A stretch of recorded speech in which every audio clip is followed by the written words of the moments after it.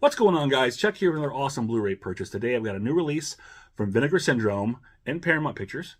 It is 1974's Phase 4, the lone directorial effort by graphic design artist Saul Bass. This is kind of a cult classic, I guess. Honestly, I was not entirely familiar with this film until purchasing it. I'd heard of it. It's one of the things that, you do a lot of research reading about cult films. You hear Phase 4. I've heard of it. I'm very vaguely familiar with it, but it wasn't really until the announcement was made of Vinegar Syndrome releasing this that I kind of looked into its history and whatnot. Not that I'm well versed, but so apparently when this was released, it was not well received, which is one of the reasons why I believe this is the only film that Saul Bass did. Of course, as most films go, over time it's been kind of become kind of a cult favorite, and I think one of the reasons why, from what I understand, is from the deleted footage or stuff that was left out or cut, that the kind of imagery he wanted, because this is a very image-heavy film, but specifically, what really brought it in light is this long, I want to say, rumored or whatever. Sought after. Apparently, there was this the original ending, this montage ending or something like that, that was just recently recovered, just in the last year or so, somewhere, and it's been restored and put up in like the Academy Archives and a few other places and shown here and there. And that's kind of I think what inspired the idea of the release of this film and for Vinegar Syndrome to get hold of this, because this has got the works on it now. Only the theatrical version is this is a 4K release, by I should mention, but only the theatrical version is 4K. We'll get more into detail on that in a bit. But that's kind of one of the reasons. Again, this whole deleted footage and this deleted ending, which this being resurfaced after being thought lost for so long, is kind of what's brought this movie back to life, as it were. So, Phase 4. What is Phase 4? I had a hard time figuring out what phases 1 through 3 were. I didn't see those movies. Just kidding. That might have been a put off too. People probably thought this was like part 4 of a series that they'd never heard of. But basically, and I just watched the movie last night, first time ever. I mean, so I'll tell you right now, and I watched the theatrical version. The 4K looked great, mono sounded awesome. The imagery, the bug on bug violence, or insect on insect violence is pretty intense. Apparently there is some kind of crazy, I don't know what is it, like some kind of weird event that happens, outer space, some kind of scientific, some kind of weird cosmic event that happens, which for whatever reason, it's not really explained. It's open narration explains this happened. No one talked too much about it, but somehow they found out that the ants, all these different colonies and kinds of ants, decided to join together as one sole group, no longer different factions. All the ants are united as one, and in doing so, they've become, I don't want to say, because the ants obviously they're sentient, but even more sentient, more intelligent. These ants are setting traps. they're just, these are thinking ants. I mean, even more so than your typical ant. They're not like supersized or anything like that. They're just normal sized ants, but they're very intelligent, and they're just creepy intelligent. That's basically, I mean, those kind of small little ants having that kind of intelligence and grouping together is kind of a scary thing. So two scientists are sent out to this remote lab. The scientists played by Nigel Davenport and Michael Murphy, who are basically the only cast members in this movie. There's one other girl, I can't remember her name right now off my head, but it's just those two and her. And there's a couple, few people in the very beginning, but they're dispatched up quickly, and it's basically focusing on these three, but it's primarily on the two scientists who are trying to figure out what's going on with these ants. Why are they becoming the way they are, and they're mutating or evolving to the point where, like I said, these ants are retaliating against these scientists. They're creating these weird heat traps. They're trapped in this little solar place, and they're building these traps, and they're taking out air conditioning. These ants are taking out praying mantises and other little furry creatures in seconds. And that's the crazy thing is there's a lot of wildlife footage. I guess and I had, I'm watching something. Is this real insect footage? Because it's crazy. And I'm assuming it from what I gathered, it is. But still, what they were able to get some of these things to do is just crazy. The close up on these ants, they actually feel like a real character. Obviously, you're not going to teach an ant to act, but the way they filmed it and it's portrayed, with a very close up, and you're seeing, there's certain things these ants are doing that's just like, wow. It's really enthralling, and it's really creepy, especially when that close up to nature. You're seeing stuff like, stuff like these ants attack a praying mantis as part of a plan, to, do something to, trap the humans. Or even the scenes where like ants are mourning their dead. It's a really weird thing. So that alone, I mean, is just something to watch. It's the visuals of that is amazing. The performances are, they're what they are, acting wise. And I guess there's a kind of twist at the end. I don't want to give away if you've ever seen this. But like I said, it didn't resonate well with audiences apparently, and I can kind of see why. It's not. I mean, it's only like an hour and a half, but there's a lot of, I don't know, you're probably wondering what's going on. It's just kind of a weird film. Again, you're doing a lot with the insects and what they're doing and the close-ups of them and, the ants, and then, Nigel Davenport kind of going mad.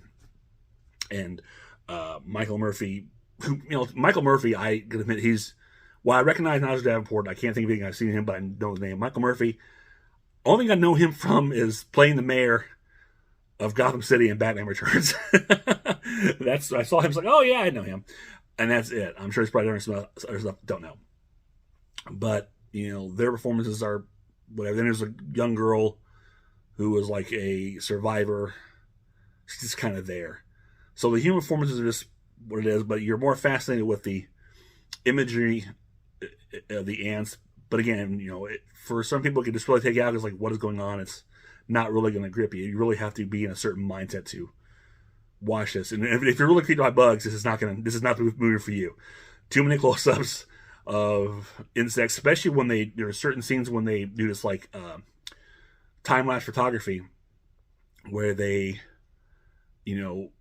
whenever the ants attack either another insect or another animal, full animal, and they do a time lapse, and where these insects just devour them, like pile up and devour, and it's really disturbing. It really is, just to see what, and they take these animals, in some cases, down to the bone, and it's done in time lapse, but it's really, really disturbing. So if you've got an insect phobia, this is not the movie for you. But that being said, it's being made in 1974, 73, 74. It does have that 70s, I guess, nihilistic feel. That's the word I'm looking for. It's very end of world, very downer. Just kind of, it's not a happy movie, as most 70s films typically were not, especially early 70s. So it probably wouldn't be until like Star Wars, you usually get more upbeat science fiction. Pre-Star Wars, everything was pretty much downbeat. You're still, dealing in that 50s, 60s, stuff in the 70s is making it even more depressing and downbeat. So this is definitely a product of that. But again, for the visuals are fantastic. The story is, you really gotta have a mindset to sit and watch it. But in the 4K, these ants are even creepier in 4K. But look good. I said it's a mono soundtrack, but it was really engaging. All good. So yeah, visually and audio, to me, it sounded good. That's the only version I watched, was just the theatrical 4K. But there was, like I said, more on this set. So let's take a look at this great limited edition from Vinegar Syndrome. You see this thing is just covered with ants. I like the little skull. And you got your goodies inside. Open this up. And then You've got your slip case, or slip cover, I should say. And on the other side, which, by the way, there's some really creepy scenes of these ants just burrow out of body parts like this, and it's like, ugh. Inside, you do have the 4K, and the reverse image of this is this image here. Back with your specs.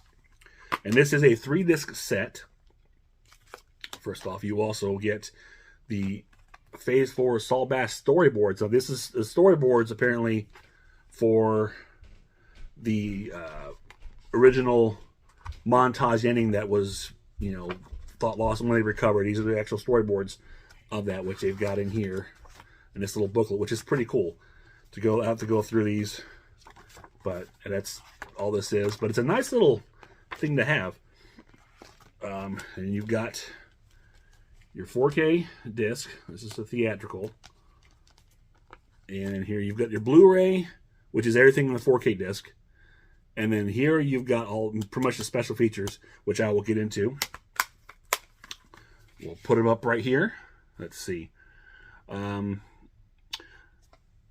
Okay, so the 4K disc contains the 84-minute theatrical version of Phase 4, presented in HDR and newly restored from this 35mm original camera negative with the following sound options: original English mono soundtrack and a brand new commentary track with historian Matthew Asprey-Gear, if I'm reading that right. Also included are 2 Blu-ray discs. Okay, so Blu-ray disc 1 contains everything on the UHD disc. Like I said, that's the Blu-rays in the 4K disc exactly the same. Now here, on the second Blu-ray is where it gets interesting. The second disc 2 contains the 89-minute preview version of Phase 4 with the following sound options: English mono soundtrack from the London, UK preview screening without narration, and the English mono soundtrack from the Los Angeles, California preview screening with narration, along with these additional special features: Evolution, the making of Phase 4, a brand new documentary by Elijah Drenner, featuring interviews with Jeffrey Bass, co-star Michael Murphy, screenwriter Mayo Simon, archivist Sean Savage, and design historian Saul Bass biographer Pat Kirkham. You have, oh my God, Formicida Symphonia?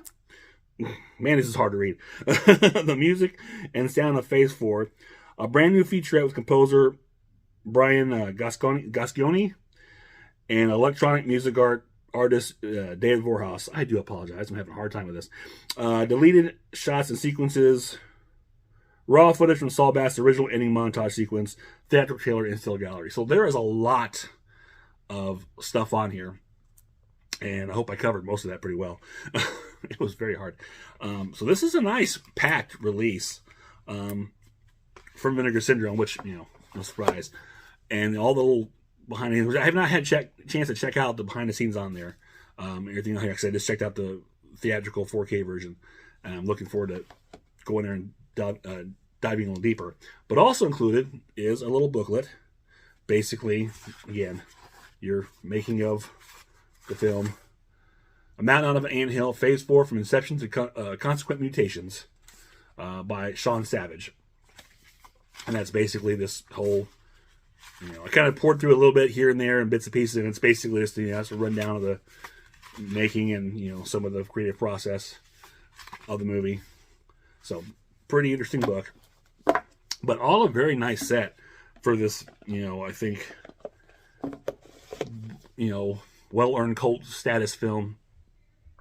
And myself, I love a good nature gone wild, or animals or insects attack. I'm a sucker for those kind of films, and this is a good one. Again, it's probably your mileage may vary depending on your attention span, or how you feel about bugs, insects in general. And it can. It's not really action packed. It's only an hour and a half, and I think it went pretty quickly for me. But it's still a plodding pace. It's nothing really like jumping out nonstop. These ants are working methodically and doing things. And you got the the 3 human actors, really only 2. Like I said, the girl was kind of just there, but it's really the main 2 actors. They're carrying this film, and honestly, it's really just Michael Murphy. He's like the main, even though Nigel Davenport is cast or is billed over him. Michael Murphy, I think, is really the primary lead to this. So they're carrying it, and again, it's the human part is kind of, but again, you get fascinated with all the insect footage, the close up of these ants and what they do, and you get really just into that. And for me, anyways, I was enthralled with that. So yeah, there it is, Phase 4 limited 4K 3-disc set from Vinegar Syndrome. If you're into early 70s, I won't call it a disaster, but nature gone wild, or mutated bug movies, pick it up. This is a beautiful set. A lot of great special features on here. Like I said, the 4K looked great, sounded great. I haven't a chance to go into the other features, like I said before, so I'm looking forward to checking those out. But this is a great release, and I'm really glad that Vinegar Syndrome put this out and made it more recognizable. Like I said, I've heard of it. I think I read it, hear books, read about it, Phase 4. So there's a chance to get to see this in a nice restored light. It's pretty cool.